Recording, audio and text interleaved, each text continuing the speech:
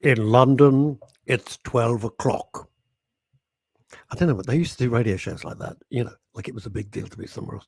So, anyway, hello, I'm what's left of Russ Kane. Da-da-da. Welcome to the.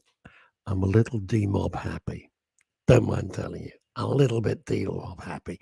Welcome to the very last daily show of Men's Radio Station for 2021. Gang, we made it. We made it through the year. All we've got to do now is face 2022.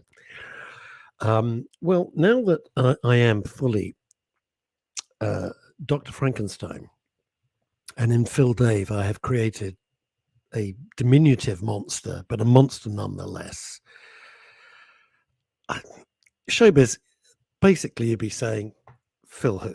That's basically what you'd be saying. You'd be saying, Phil who? So, right. Time to bring on my special co-host for today. We rubbed shoulders merrily for many years at Capital Radio, a small little local radio station based in central London. Just the three of us. It's only Neil Long. Hello. Yes, there was a lot of shoulder rubbing at that tiny tin pot little radio station that hardly anyone had heard of. Right. It was a little. What was it? It was a nothing. It was a nothing. It was a blip. It was a blip on the bum gut of London. On the what? Oh, sorry. This is a phrase that I. By the way, I don't know what I'm doing with my hair these days. I've gone from going the full Ray Gelato, and now I've kind of chopped it a bit because I've been cutting my own hair since January 2020. I tried to do that, and the disaster went viral on Facebook. It has been endless mocking and Mickey taking ever since. You know what you need? You need a good neighbour. I have very good neighbours. A good neighbour. They're just not particularly skilled in the art of haircutting. This is what we call a very, very. Oh, look at this, Robert Van. I'm sorry, he will forever. Robert Van Buren, Bobby Van Buren. When he's at the tennis club in Long Island, it'll be, hey, it's Bobby Van Buren of the Van Buren family. Yeah, it would be that, wouldn't it? It's straight, for me, he's always out of the professional dance music DJ. Yeah, but I think he's straight out of the Great Gatsby. Okay. Robert Van Buren looked across the room with an elegant eye as he sipped his martini. He's going to love that. Right, let's bring on, one of the things that lockdown has taught us is having, this is a clumsy link, but I do mean it from the heart, is having a good neighbour. Mm. It's made all the difference. It's only Neighbour of the Year. Da-da, da-da-da-da, no way. Lynette from Lincolnshire. It is so good to meet you. Hi. Hello. It's great to be here. Well, it's great to be anywhere, frankly, Lynette. Absolutely, the way we're all bloody feeling. I'm going to try and fiddle this around. Don't go away, Lynette. It's probably all going to go horribly wrong. There we are. I prefer that. I think that's nicer. Lynette, how are you? I'm okay. I'm obviously still suffering from long COVID, but I've got my oxygen on. Yeah. My lungs may be dreadful, but my skin will be amazing when I'm 90. You're looking very festive, I must say, Lynette. Well, thank you very much. I've bought a few. This is my usual attire for for Christmas week. Yeah, it didn't say it was Nutter of the Year. It just said Neighbour of the Year. Exactly. Well, you've got to do confused it, by the PR. PR. Every little helps in these. Every times. Little helps, isn't it? So tell us, first of all, how did you become UK's official Neighbour of the Year? And 2, why? And 3, why don't you live next door to me and Neil? That would be even better. Wow. Yes. In no particular order. Third question first. I set up Alford Hub as the response and information hub back in the 15th of March 2020. And now Alford is a rural community. We have very poor transport systems. We have an elderly population. We also have quite severe mental health issues. And we also have. Where is? I'm sorry to be really ignorant, but being a Londoner, where is this? It's north of Hampstead, I'm assuming. So if you heard of Mablethorpe or Skegness? I think I went out with her once. Yeah, I think I dated her for a bit. Yes. Yeah. Well, you come in a bit, and we're about 6 miles from the coast, Right. and we're a little market town. We've got a 5-cell windmill. We've got a thatched manor house. A very, very beautiful, beautiful place. We're steeped in history, but we also have quite major challenges that, people that live in big cities absolutely wouldn't grasp. It's like we have very poor internet service around here. Yeah. You can't watch something in one room and try and watch the same streaming service in another. It doesn't work. We've got a high population of children on free school meals because there's not a great number of jobs due to our rural locations. So back in January 2020, I can remember saying on New Year's Day, this is going to be a world pandemic. And everybody laughed at me. My family laughed at me. Like, oh, dear, it's so ridiculous. It will never happen. No, don't it? Hang on, Lynette. Do you have this week's lottery numbers? Absolutely not. Absolutely not. Oh. No. And so I know. That's it. I know. So I decided. I said to my husband, I said, we're going to have a perfect storm in Alford. If this hits, this is going to be a perfect storm. So I said, I can't sit and do nothing about it and just let it happen. So I actually ordered the PPE for Alford in January 2020. Wow. So I maxed my credit cards with face masks and everything. And my husband was going, what happens if you've got this wrong? And I was saying, well, everybody will get face masks for the next birthday and Christmas for years to come. Nice. So then when I could see where it was happening, and the news was starting to really pick up speed, so at the end of February, beginning of March, I decided that I needed to do a support and information hub. And so I got in touch with the councils, got in touch with the NHS, got in touch with the police, got in touch with the churches, everybody that I could think of, and say, look, this is what I'm going to do. Will you get everybody's eyes looking on this point? Because I knew that if I got the whole town looking at one point, we could then get the information and get the support to them. This wasn't like the war. With the war, the men went off to war, but community stayed open. The women still went to work. The schools were still open. The shops were still open. The churches were still open. It was easier for information to get through to the communities. But we were talking about a situation where everything was going to close. So you can't rely on, they can get their news from the internet, because a lot of the people around here don't have internet because they can't get the signal. So how could I get everybody looking in the right direction? And that was by pulling everybody in. And, my friends, I got in touch with sort of 5 friends and said, this is what I need to do.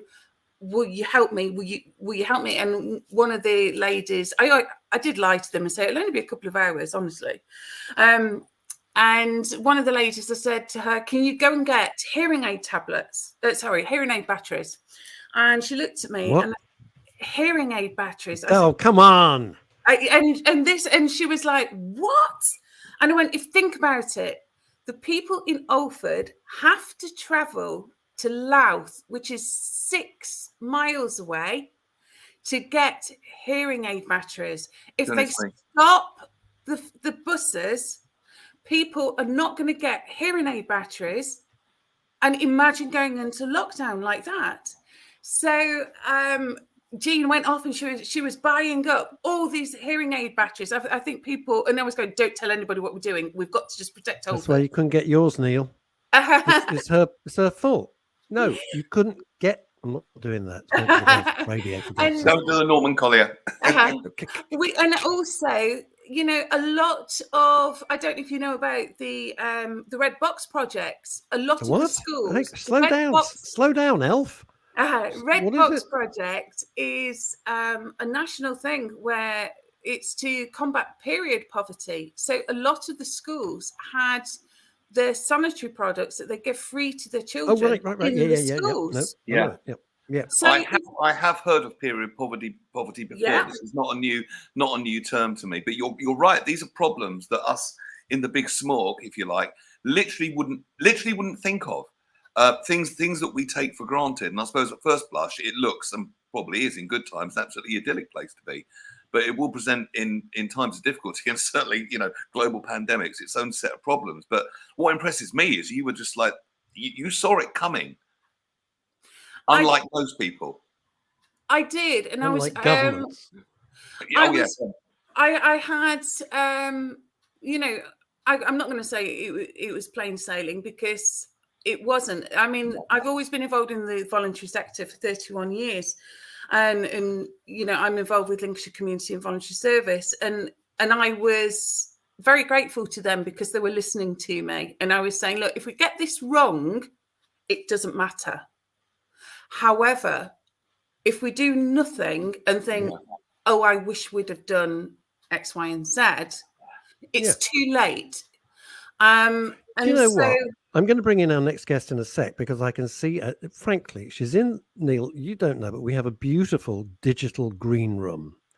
Oh. And being nearly Christmas, I've filled it with digital mince pies. There's digital champagne. There's a choice of wines, Where's teas, mine? coffees, freshly brewed. It's fully staffed. And I'm just going to bring her on. You're not going to sulk, are you, Lynette? You're going to be all right? Absolutely not, no. Okay. There she is. Hello, how are you? How are you? Hello, hi. Hello. Well, you look so bored there. I thought I'd bring you into. I thought you'd bring you in. I felt All right, terrible. no, it's Now, fine. here's the thing, Lynette. Question for you: why the hell aren't you in charge of the United Kingdom? Because let me ask you this, right? And this is a kind of serious point. We've all been told, oh Christ, it's Omicron or whatever the new Marvel evil villain is that we're suffering from. They're going to run out of alphabet letters soon. All right, we're going into hieroglyphics. So get yourself tested. So we're all little good citizens. We all say, yeah, we'll go and get ourselves tested, whatever you need, right? Can't get a testing kit for love nor money, right?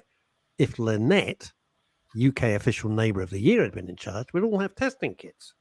Why is it only you can see this happening, and the people who are supposed to be looking after us Good haven't question. got a bloody clue? How did you see it coming? Yeah. You've only got to look at the news, and because we hadn't closed our airports and our ordinary, you've got, you know, the world's very small nowadays. But Lynette, if only we were an island. If we were an island, we if would have been all only. right.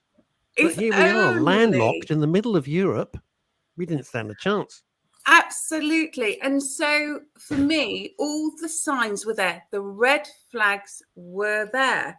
And I was prepared to put myself on the line and make a complete fool of myself, to say, do you know what? This is absolutely our responsibility. You know, I'm not going to wait for somebody to tell me what to do, because these people that live in Alford are real people. They're not statistics. They're not numbers. No, they're not numbers. You're not in Port Merion. And- They're real and, people. you know- Michelle, what do you think of all this? Well, I mean, I think it's amazing what Lynette has done, and you know, congratulations and well done, you know, to you. I'll be honest with you. I think I personally haven't focused my mind fully on. I know we've been through a pandemic, but you know, my role in society, as I call it now, is that, you know, I'm out there helping homeless and their dogs. So I haven't really sort of focused on numbers. I don't watch the news, because when I first watched it, when it all started happening, it really sort of took over my mind, and Totally. I just felt that I wasn't giving as much as I could to those that needed me. And I went down with COVID twice. So hang on. Whoa. You've been down with COVID twice, Michelle. I'm going to come on to why you're here in a mo, because I know that Lynette Lynette's like, Nicole Kidman at the moment. She's got more interviews to do than you can shake a stick at. So, and you've got long COVID, right? What? When did you catch it, and what are the symptoms? Because I've got to be honest with you, Lynette. Long COVID scares the hell out of me. I was hospitalised with COVID November 2020. Jeez. We're a year on. I'm a bit devastated, if I'm honest, that a year on, I am still battling with people to take the small things seriously. I mean, it's left me with liver damage when my liver swells. I look 9 months pregnant all the time. Oh my God. I've got lung damage. I've got pain when I breathe in. I've got thick blood, which is causing hemiplegic migraines. But it's the little things that nobody is talking about. My sense of taste has never returned, and everything tastes like petrol smells. So there's that. God. But the worst thing for me is I've become hypersensitive. So if I do that and I release my fingers, my brain still feels as if my fingers are being pressed. And so if the dog walks past me in the morning, I am still feeling that sensation of the dog walking past my calf at night. And it's that. So by the end of the day, I'm absolutely consumed with pain and sensations in my body from all the knocks and bangs that you have just generally through the day. And there's a lot of people with long COVID that are feeling the same, and they're just not being listened to. Lynette, I've got to jump in here. First of all, on behalf of everyone at Men's Radio Station, all the team and all the backroom boys and girls, we're sorry. Secondly, why the bloody hell haven't we been told this before? Because, you hear, so-and-so's got long COVID. Oh, it's not good, right? No one, and Longy, tell me if I'm right or wrong here, man, right? I've never heard this before. This is horrible. I've heard and the people term. should know. I haven't had it articulated as clearly as that. And Rusty's right. Why don't we know this? The internet is so noisy. I think what really impressed me is when you were doing the early part of your story, and you said you wanted one hub where everyone could go, because there'd be so much misinformation, and there was. And because people knew you, there was that kind of, it's almost what they do in marketing, know you, like you, and trust you, and it's relatable to them because it's their area. Just that simple concept won the day, I would say. But on this other thing, on this long COVID thing, I've never heard it articulated like that. It sounds hideous. What's the prognosis? I mean, are they expecting? Nobody knows, and the GPs are scared because they don't know enough, and so it's like nobody takes responsibility. I was referred to the long COVID team in Lincoln, but they wouldn't take me because my symptoms weren't stable enough, and so a year on, nobody has said to me, why my liver is swelling. They've done a scan and gone, there's nothing sort of visibly, we can't pinpoint it. There we are. We've checked it. And this is the things that they look for one thing. If it's not there, then we don't know. We don't know how to treat you. Absolutely this is unacceptable. Real life. This is just unacceptable. Michelle, you've had COVID twice now? Yeah, and I've got long COVID as well. Oh my God. Yeah. No, I had no idea, because you're here for a completely different reason. Yeah. What are your symptoms? Do any of them parallel with Lynette? I mean, my pain threshold, I literally in constant pain from head to toe.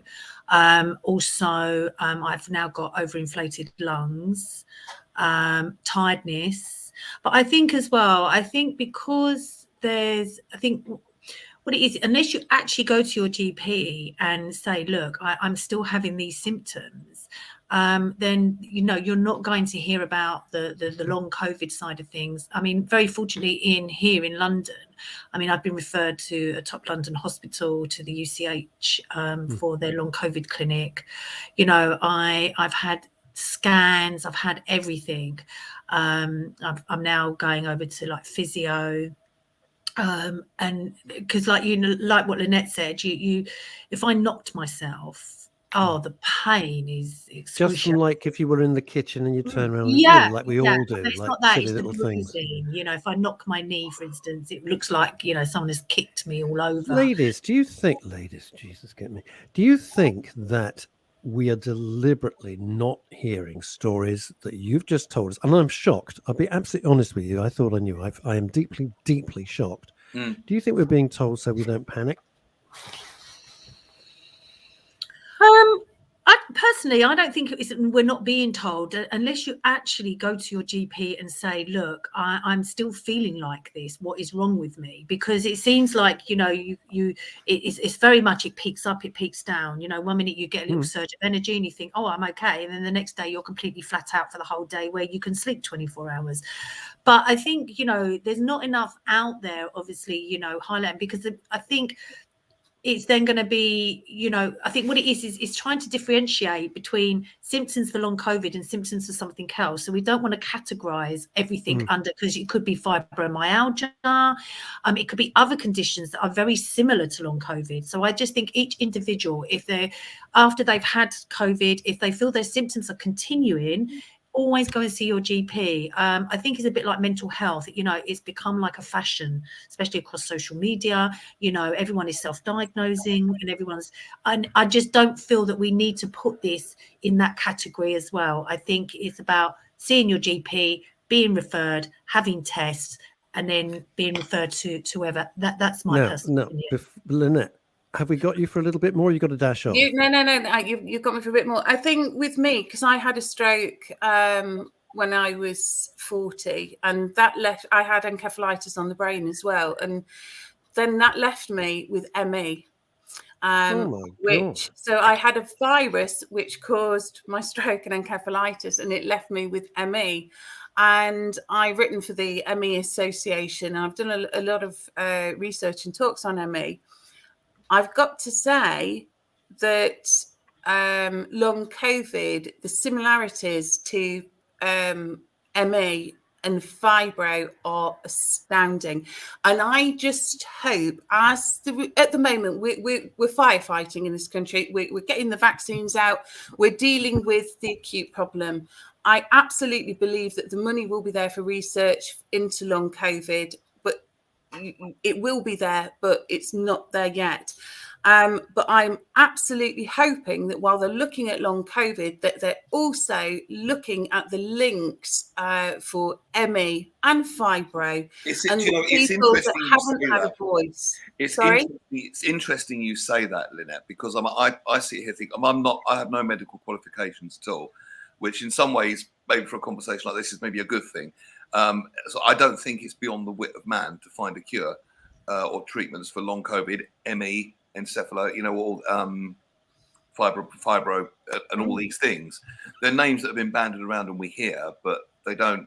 I suppose they don't come to our attention an awful lot unless we know nothing about it until we accidentally become experts on it, if you know what I mean. Probably because we go through it ourselves.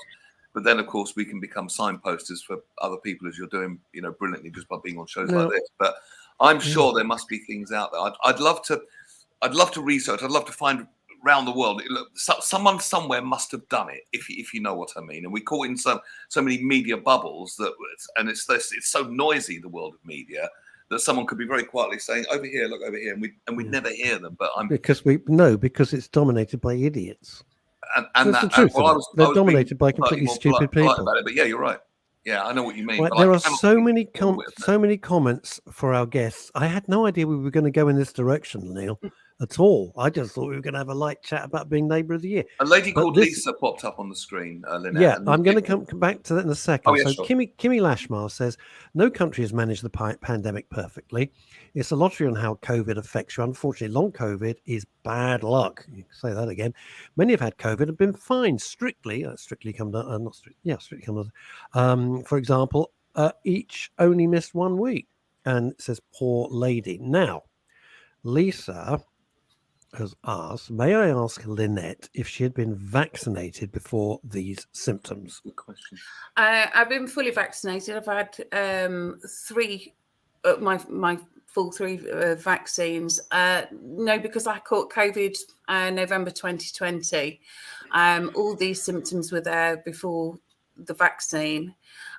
What I will say is COVID is like a Russian roulette. You know, it's like, I always say to people, it's like peanuts. You could eat peanuts and be absolutely fine. I can eat a peanut and have an allergic reaction. So, and unfortunately, you don't know how you are going to be with COVID until you've got it. Yeah. And that's, I think that's the danger thing with it. You know, some people, absolutely. My husband nearly died twice of COVID. I was hospitalized. My 12-year-old, when she had COVID, because we all had it at the same time, my 12-year-old was still doing TikToks and doing all this malarkey. But the only thing, she didn't feel poorly. She just looked as though she had got a red filter on her. She was red from top to toe, like Veruca in Charlie and Chocolate Factory's Purple. She was, yeah. And my 17-year-old had got textbook NHS symptoms, every single one. So all 4 of us, genetically, you know, we share some DNA.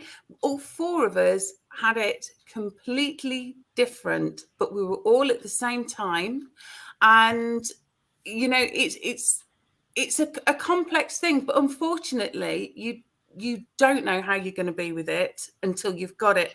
And I think that's why we've got to be cautious and help protect each other, is because you don't know. You absolutely don't know. Was it? I mean, you've really brought it home to me. I'm very glad. I mean, like Russ, I didn't expect the conversation to go this way. I thought it was just going to be, oh, you're such a lovely neighbour, and here's why. I thought it was going to be, but it's gone quite heavy and quite deep. But I'm glad it has, because, you know, without meeting someone like you, it would have just been a term bandied around, and I would not have had anything close to direct experience. Precisely. What would you say? And we're not the BBC. You can say what the heck you like. What would you say to the anti-vaxxers who say, A, it's all a conspiracy, B, it's all a hoax, and C, it's all to control the masses?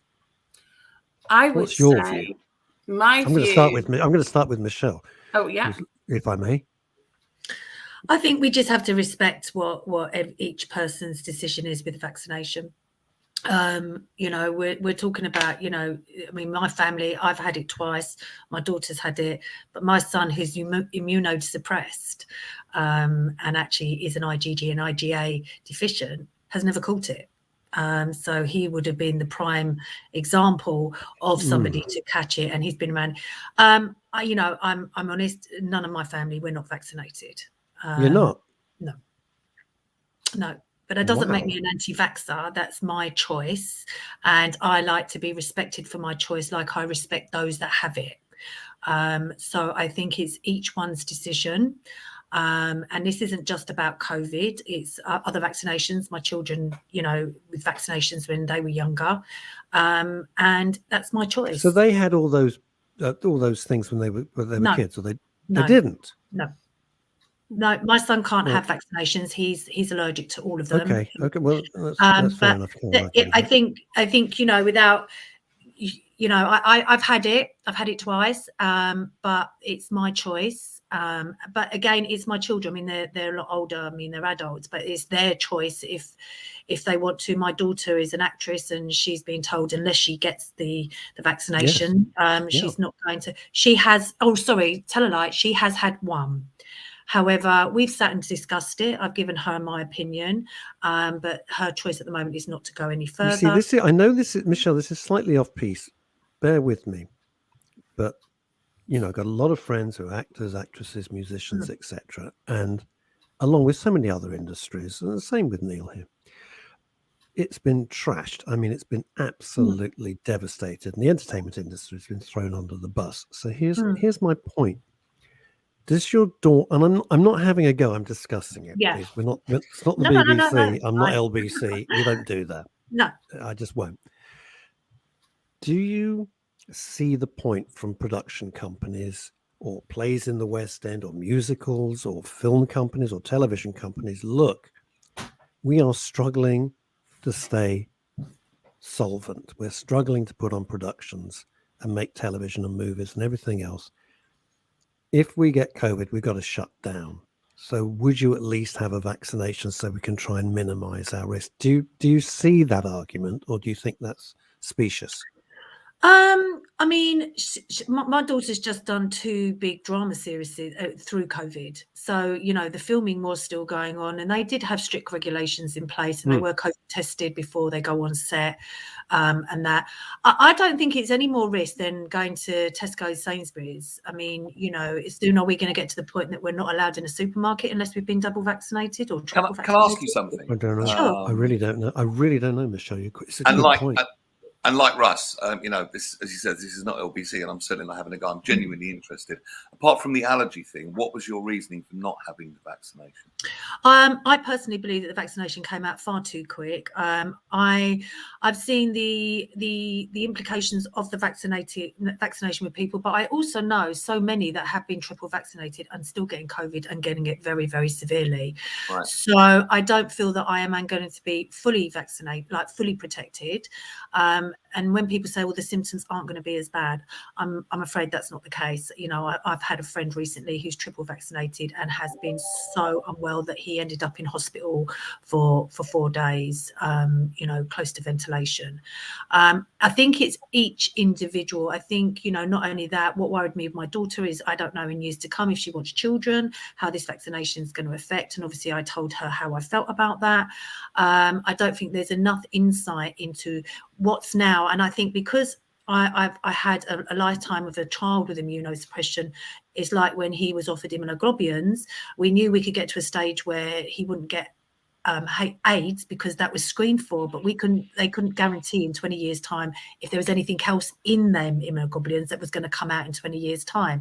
So I think, you know, I think it's about, there's not enough information. I just feel it all came out far too quick.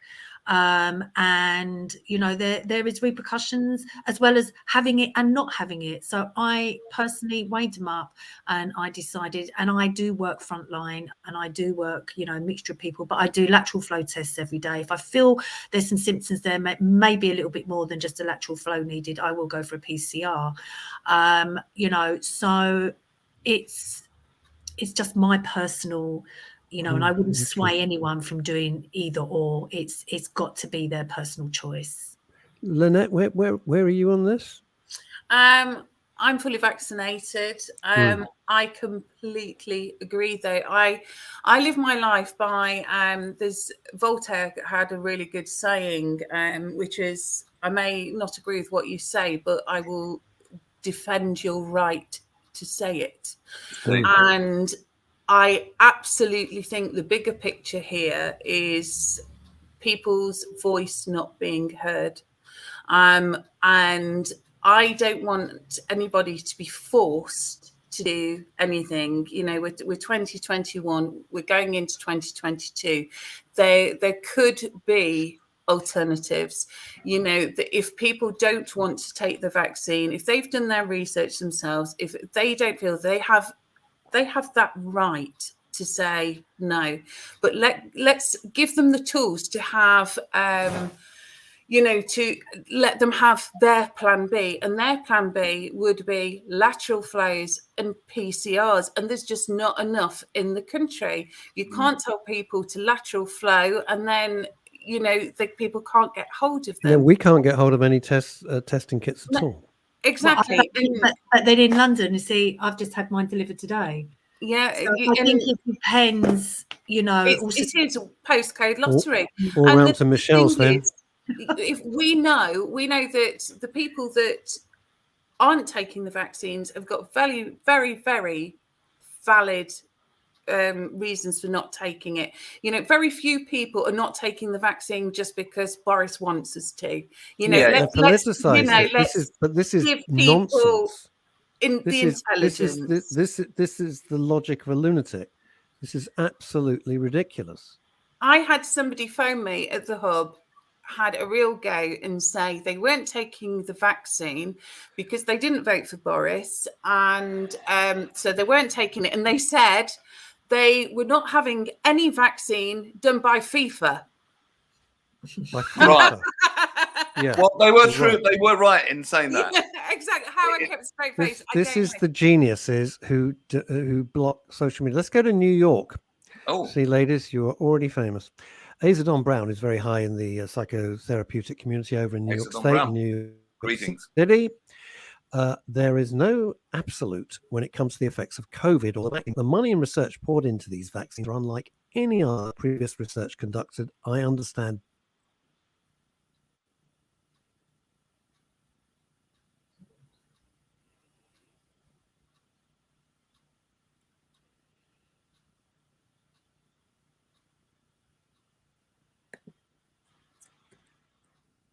Oh.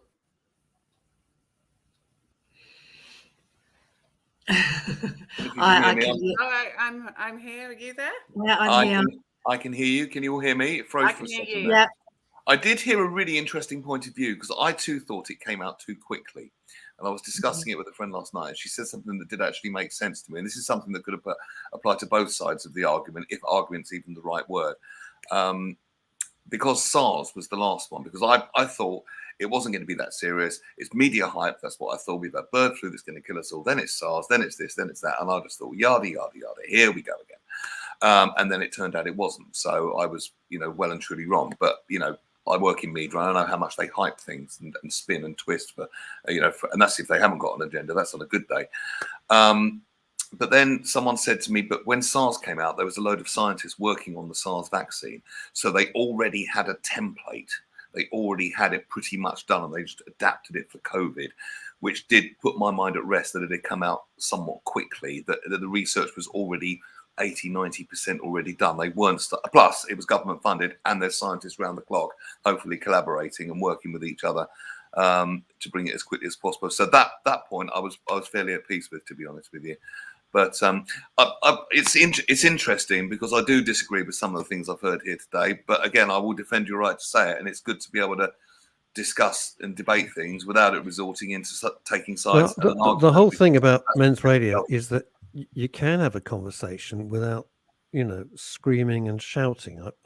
Whether I agree or disagree is neither here nor there. But here's two members of the public who can discuss it in a rational, quiet, and reasonable thing. And it's the old-fashioned thing. All right, we're going to have to agree to disagree, and then you shake hands, and it's fine. You don't have to then start hating on that person. No, and that's what I can't bear about way too much of that. Way too much of that. I also think that the thing that holds research and vaccine and medical trials up is funding. It's resources. They have to go through hoops to get funding, and that's what takes years and years and years. And thankfully, all the world governments saw that they needed to work collaboratively on this, and the money was available to the researchers, and that makes a huge difference. When they're able to spend when they have the opportunity to do what they do and not have to worry about the funding. I've never forgotten this. I've never forgotten this, Lynette. Once I had a visit to the Royal Marsden Hospital in Chelsea, which is obviously the cancer specialist hospital, and they've got a branch of Banstead and one in Chelsea. And they had this new machine there, and I knew about this machine, and this sounds ridiculous, but it was from a guy down the pub. Yeah. And he was telling us about this miraculous machine that could do amazing things for cancer, and I wouldn't have any real reason to believe a typical guy down the pub with the beard talking, apart from the fact that he worked semi in the industry by making the massive, metal protective separators for it. It's massive, because it was obviously highly, radioactive, and that's the shields. It was radiotherapy. Pardon? The metal shields. Shields, thank you. That was the word. Middle-aged moment. So he knew a bit about it, and it was called Accuray, and it was designed by NASA scientists. And this thing was incredible. It had like a gooseneck, and it would sense body movements and move with you. So it was the most accurate thing. It would choose the head it wanted after it scanned you to see what kind of cancer you had. I've never seen anything like it. It literally was out of this world. Sitting unused, and I asked the nurse why, and she said funding. It's sitting there in one of the leading-edge cancer hospitals, unused. this thing which could have been, which back then, this was in late 90s, early 2000s. I mean, it might not seem so much now, but it was literally something like something you'd see on Star Trek. I mean, it was incredible, this thing. Look it up. Accurate. It's extraordinary. I'm going to change the subject a little bit. I can't segue it easily here. And if you're right to stay, Lynette, love you to stay. So you think fantastic. Now, Michelle, I was contacted by your organization, and for the original request, I said no. But then I said, I love what you're doing. So on that basis, I'd love to have you on. Tell us what you do in real life, apart from having COVID twice. Okay. And not having a vaccine. I'm the founding director of a charity called Dogs on the Streets, and we support the most vulnerable of communities, ranging from rough sleeping, homeless, domestic violence, mental health, addiction, hospitalisation, who have pet dogs. So we can provide free access to our mobile vet surgery, as we're an RCVS vet practice as well.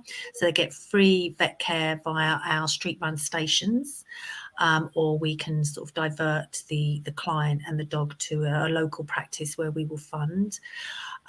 We also have a 4-acre sanctuary, so no one has to surrender their dog if they're going through a very troubled time. We can bring the dog into our foster care, which will then give the pathway for the owner to either receive some temporary accommodation, and then we represent them to go into full-time permanent accommodation with their dog. If they need to go into rehabilitation, if they have a mental health condition or a section via the police. An array of anyone with a pet dog is about keeping that dog safe for that owner. We also work in partnership with London hospitals through A&E, that if anyone goes in A&E and they've got a dog at home and they need to be admitted, we will go and get the dog. But also we work in conjunction with London Ambulance Service. Again, if they go to a call out and there's a dog, they will call us to go and collect the dog. But we're also cardiac trained by London Ambulance Service, that we carry a defibrillator as well. Anyone's, I've got to jump in. I'm going to jump in. This is what drives me mad about life, and this is what astounds me. And I'm just honoured and privileged. I know what you're going to say. Go on. I was just honoured and privileged to be able to co-found Men's Radio Station a year after Women's Radio Station, and bring people like yourself and give them a voice. Because, you know, I don't want to hear about some footballer earning 150,000 a week and his new Lamborghini. I don't care. I don't want to care about some twerp on Love Island and whether they're dating or not. It's shit. What you do is so incredible and so valuable, and you're total heroes, and you put back that sort of respect and balance of real life, not the nonsense that we're constantly fed by the rest of the media about people who are utterly irrelevant. I think just to step in there in a little slight defence to these high-paid footballers and that, you know, there are many that do a lot for charities, but maybe just not highlight it. Yeah, there's hundreds of thousands who don't, Michelle. You're being very kind. I know, but I mean that's their choice, that's their decision. And again, like we were saying about the vaccinations, you know, we appreciate. I mean, I actually volunteer for my own charity. I do not get paid at all, not 1p. Everything I do from my heart. My frontline. By the way, in case you think we're making a fortune from the radio stations, they're both CIC companies. They're both. None of the directors take a single penny.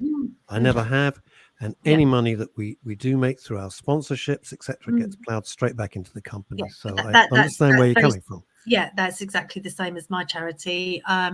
You know, my FET team, my frontline team, my outreachers, we're all volunteers. I didn't expect it to become as large as it has, or should I say needed as it has. But it's something that not just what I put into it with my time and my empathy and compassion, but these people give so much back to me and my team. You know, in what way? I mean, the thing is about me, I'm one of these. What you hear is what you get. You know, I'm straight to the point, and they're very real and they're very raw, these people. But they've taught me a lot about life. About, you know, I've dealt with some clients that have had such an influential and affluent life and have ended up on the street. You know, And how do they fall? You know, I think everyone's nightmare. My best friend who died last year, he always said, "Russ, you're one paycheck away from the street." He lives in LA, and boy, 3 months away. has that ever come true? Mm. How do they fall through the cracks? Okay, I don't think it's falling through the crack. I mean, I can take an example, obviously, without mentioning any names and everything. Okay. So we had a client who had a very influential job. He had a home, a family, a wife, a daughter, and they went out and bought a little puppy.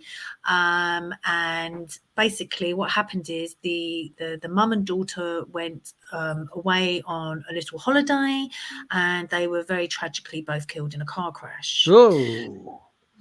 So you're going to take from there the dad and the husband was at home with this puppy, and obviously it just went, mental health kicked in, which meant he lost his job, which meant he couldn't pay for his home. He lost his home, and all he had was this puppy. And unfortunately, he ended up out on the streets. And even when we picked him up, you know, on our radar, where the dog had to go in for an operation, and it was one of the most saddest things I had just ever seen. He sat outside with the permission of the vet outside the operating theatre and sobbed all the way through while this dog was having a kind of routine op, because that Yeah, fear can relate to that. losing him. Yeah. So, you know, we've had some that have produced films and had actually won awards for them. So, you know, I think it's the educational side of things that we try to get out there. So we do go into schools, we do train councils, we do train hostels. We have just opened up a hostel group around UK to accept more dogs. You know, we campaign, we fight, and you know, it's like what my clients say to me. It's not me that's rescued the dog; it's the dog that's rescued them. Why is it? I've got to tell you something, and I've said this before, and people, I'll go straight to hell. I know it, Lynette. I know I'm going to go straight to hell for this. But when I'm walking down the street and I see a person on the street and they've got a dog and everything looks terrible, I feel so bad for the dog. I know this is awful. I see the dog first. I can't help it. I'm Yeah. dog mad. I love dogs. Yeah. And I just think, oh my God, you know. But I get told that a lot by our clients. They don't see us. They only see the dog. And I think what we got to try Is and that a look good thing or a bad thing, though? I think it's. I mean, I just think it's something how we react to things. But what we got to remember is they're on the street because of the dog, because they can't access accommodation. The rental world, which it is now, do not allow dogs. You know, a single male. Why is that? Is that health and Well, that's the choice of the landlord. Health and safety? No, it's the choice of the landlord. I mean, if they were going through a council, I mean, we can argue that the dog comes under possessions and they have a duty of care to the applicant's possessions. But these people that are on the street and have a dog don't maybe have family they can go to with the dog. And so they're on the street because of the dog. They don't want to give their dog up. And I think as well, you know, I done some education in a private school once about homelessness and that, and we done a questionnaire to begin with, and 80% of the questionnaire came back saying that they thought people that lived on the streets were murderers. Wow. Yeah, murderers. Wow. And then Lynette, Lynette, are you surprised by this? I'm not surprised. I'm really sad about it. Really, really sad. I mean, at the hub, we've done 48,000 help requests, and we still have people saying, well, why can't people collect their own prescriptions? Why are people lonely? They shouldn't have a TV. If they've got no money, they shouldn't have a TV. They shouldn't have this, that, and the other. And it's just mind blowing. I mean, 48,000 help requests in less than 2 years. I mean, what part of mental health crisis do these people not understand? And this has been sort of brewing inside my head as I've been listening to you, incredible people. What can we do as a society to build a society where if things do happen, which they can, you feel that society has got your back rather than going into that kind of fight or flight mode. Because I was in a situation not as dire as this, but it felt like it. And from my own experience, we do not make good decisions when we're under stress. No. And Terrible I decisions. nearly screwed up really, really badly with laws that I knew nothing of. It wasn't done deliberately. There was no criminal intent, but I nearly made some pretty dumb mistakes. And I was lucky that I had a friend that could help me out. But where is the support? I think walking into the bank with a bag marked swag and a stripy jersey wasn't good. It was a joke, Russ. Nobody saw the funny No, side of it wasn't clever. I was just trying We to are- It went very badly wrong. We are changing it. One of the things that Alford Hub has done is it's become a bit of a beacon, and Lincolnshire Community Voluntary Service saw what I was doing at the hub and said, my goodness, can we take out that bit? And so they're launching community information points, and they're being rolled out across Lincolnshire. And the community information points are based in the heart of each community. Now, they will hold all the information they will do all the asset mapping for that area. So they'll have all the information of every group, every hobby group, every interest group. The police will be able to access that information.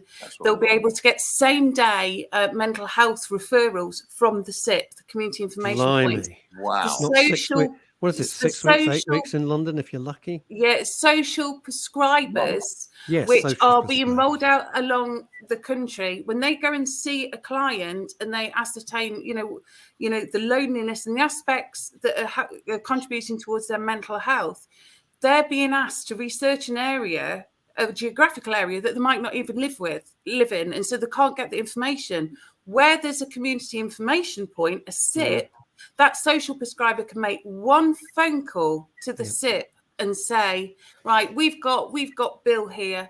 He used to like photography. He used to like what have we got in the area? And that SIP will go, right, we've got this, this, and this. Here's the contact details. It's all GDPR'd, and it's all in one place. So the Alford Hub has become a beacon, but hopefully, and also when different organisations want to target a community, they send the information to the SIP. The SIP sends it right into the heart of the community where it needs to be. We've got suicide prevention things going on in the new year. We've got surgeries, mental health drop-ins where people can get signposted. Operation Courage users, which is for the veterans, which is a brand new thing. Operation Courage is same-day mental health support. Why aren't we shouting about this? We are. I don't know. It takes little tiny radio stations. Exactly. Like And us so, But why is this not being rolled out across the country? Because when I was going Neil, it's interesting, and what Lynette was saying is really resonating with me. My partner decided to completely change her career, and had a very high-flying job in the city, and is a social prescriber, and is training and learning, and so I'm likewise being told all about it. It's absolutely fascinating. It's absolutely right, because to come back what you were saying, Longy, that when you're in a bad state, you make terrible decisions. I'm not wrong. One of the things is that you get into a state, I don't know where to start, and you start to panic. I don't know where to start. I don't know where to start looking. And you can go to somebody like Lynette, or you can go to these hubs, and they'll say, right, hang on. Right, let's go through your problems. This is where we start. And they start to it's called signposting. I didn't know anything about it. I love that term. I learned that from you 2 days ago. Right, let's start there. And if something's dire, then they can start writing case notes, and boom, the emails go. And then it's so important, and it's so important on a local level. It's really got to be is. round up. You're right. And out of the whole of the country, the only organisation that has researched this is Lincolnshire Community and Voluntary Service. And they've just taken what I've done at the hub and gone, this needs to go out everywhere. And obviously, it's down to funding. At Alford Hub, we're all volunteers.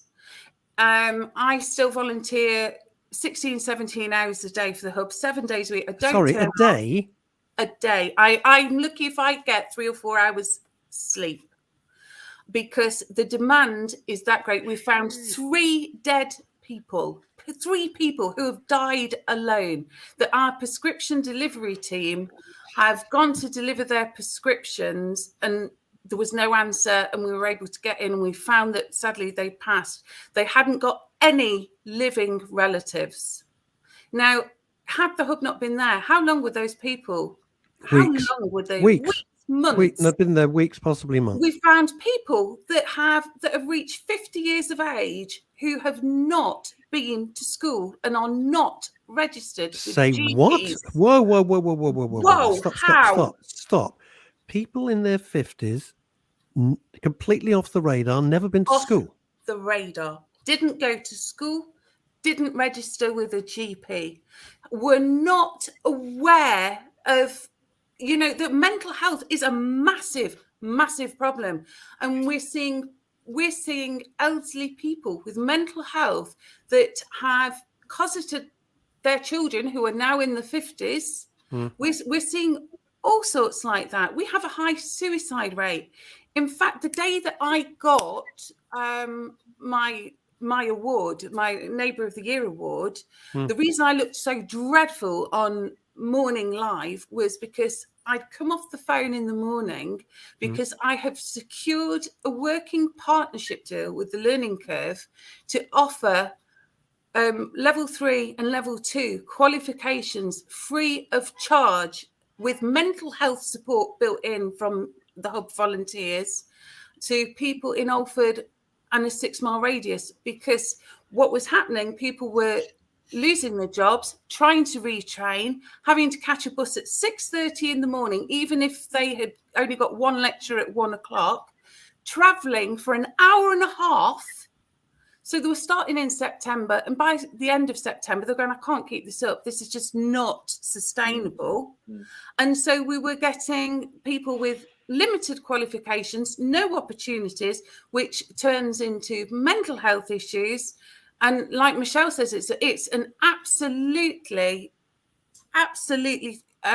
it's a knock-on effect. And then we get high suicide rates. So I've worked for 7 months to try and get adult education to Alford, and on the day that I got the Neighbour of the Year award, in the morning I'd found out that I'd got it, I'd secured it, I've got free education and it's going to be funded. And the arguments I heard were ridiculous. Well, you've got poor internet systems there. Yeah, we have. But in our library, we've got really good internet systems. So let's use the computers there. Let's get people in doing their own courses on individual computers, but let's have volunteers from the hub there supporting them so they feel as though it's a hybrid learning. What have we learnt? What have we learnt from today? Let's think about this. You two are bloody incredible. I'm sorry. You're both amazing. You're amazing human beings, and I've got nothing. Honestly, I've so often on this show. We feel like this big when people like you come on. I'll be quite frank with you. But no. I've still got a very big ego. Yeah, but I've heard your work, and God knows why. You were rubbish at Capital. Nothing's improved. Here's the thing. But you're cheap. You're the best in your price range. So, Chris Tarrant, 1984 copyright. So here's the thing. What have we learned? When we take control ourselves, look what you two have achieved.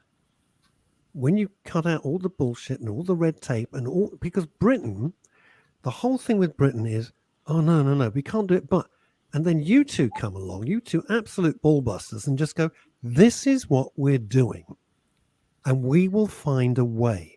And when people like you come along with your determination and your vision and your energy and your sheer willpower, you show the rest of us what is possible. You put governments globally, I'm not just talking about this government, like governments of any colour you like, any persuasion. Can I just say something though? I absolutely don't know how much it costs for Michelle to run her bit, but I know from the hub it costs £20,000 to run Alford Hub, and that is for insurances, DBS checks, keeping the lights on, the software, the phones, heating. And I am heating. This is it. None of us take a wage. 40,000 help requests, and I am still, like every other independent charity, we are having to do grant applications and try and get the crumbs from under the table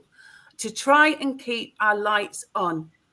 And The thing is, if this was funded, if this was rolled out properly, then it's almost society shooting itself in the foot by not doing it.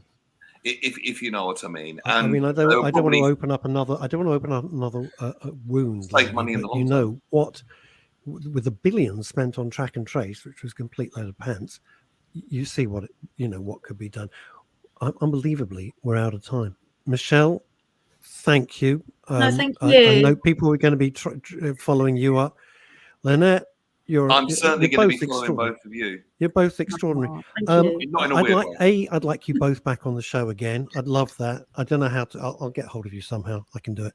And spread the word about men's radio and women's radio, because if we can help, and we'd love to support both of you, by the way, Hugely. please bear that in mind. Bear Thank Neil Long in mind, and just think he's only 27 years old, but he's had a hard life. I tell you what I do. I do virtual online fundraising parties. So maybe I'll do one for both of you in the next couple of Lovely. I love Thank I would love that, because I enjoy doing it. If that's amazing. We've got to go. All it remains for me is thank you, everybody, for the thank you. past year of being so great. Your comments, your enthusiasm, your interaction with us here on the show has been brilliant. Neil, you're going to become a regular. I've got bad news for you. Until right. next year, have a very happy Christmas. If you don't Happy celebrate Christmas. Christmas, have a nice break. Christmas, Happy everyone. Christmas. And here's to surviving 2022. Take care, everybody. Bye Thank now. you. Bye-bye.